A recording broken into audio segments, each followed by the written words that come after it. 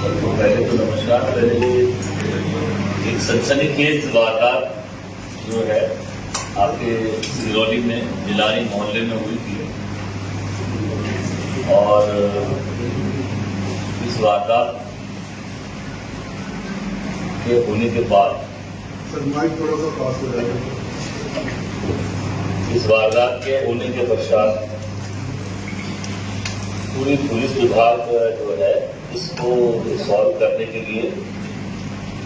तत्पर हुआ, क्योंकि निश्चित रूप से एक हृदयविदारक घटना थी जिसमें ये ज्ञात हुआ था कि कुछ लोग जो है वो घुसकर और जिन्होंने यहाँ पर रहने वाली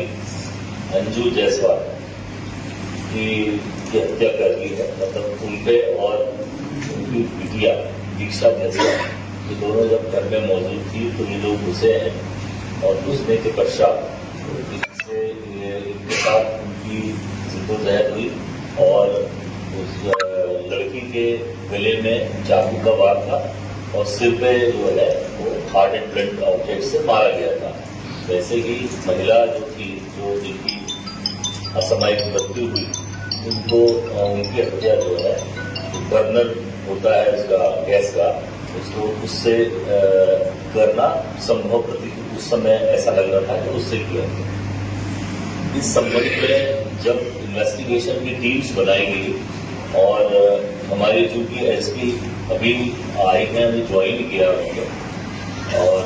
यहाँ जो पुरानी टीम थी उसने और हमारे डीआईजी साहब भी यहाँ आ गए थे, 2 दिन उन्होंने यही कैंप किया, तो हमने तत्काल इनको यहाँ भेजा था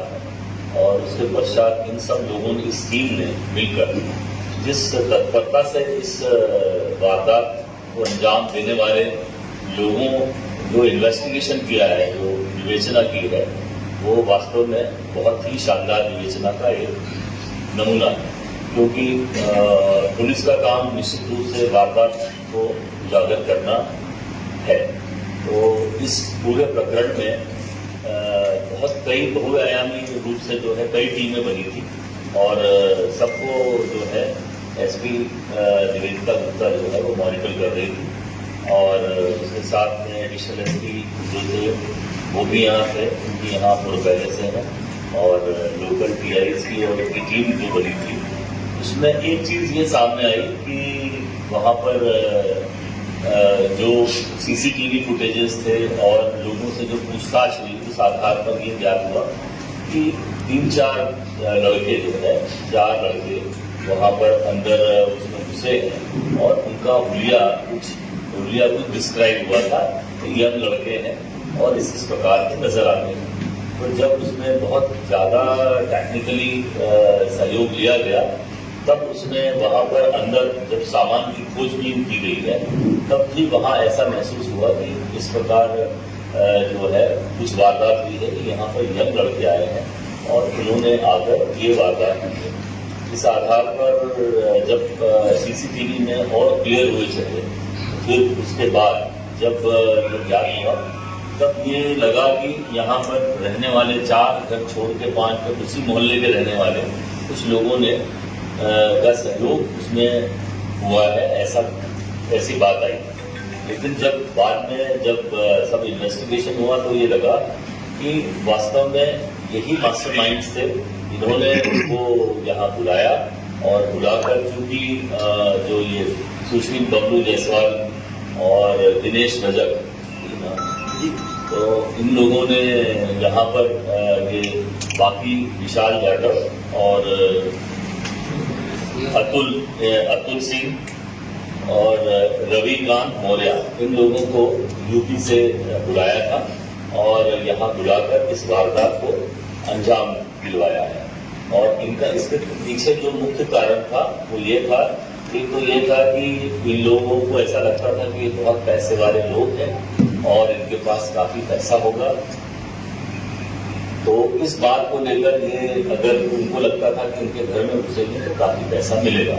एक बात। दूसरी बात ये थी कि ये लोग जो है सुशील जायसवाल और ये लोग दिनेश, स्पेशली सुशील जायसवाल वगैरह,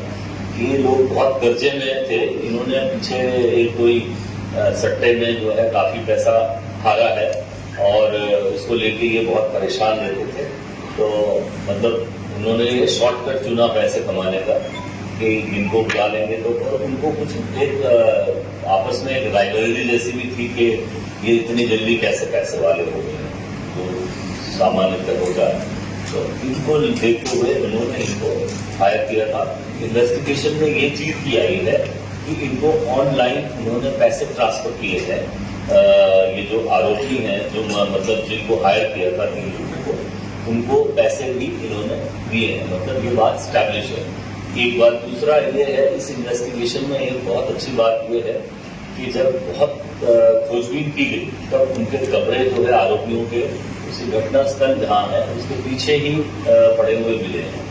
उसी दिन। तो उसमें जो कपड़े मिले हैं वो इन आरोपियों में जब ये आरोपी इंटर किए थे उस समय के फुटेजेस में और वो कपड़े सेम है। ये बाद में कपड़े इन्होंने बदले हैं और यहाँ से भागे हैं। इसके अलावा ये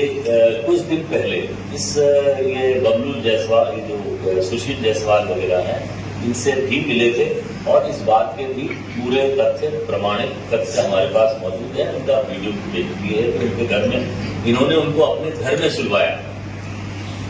और इनको दूसरे दिन ये पूरे वहां से साथ में वहीं पर घुसकर ही पूरा मॉनिटर कर रहा था कि ये वारदात हो गई है।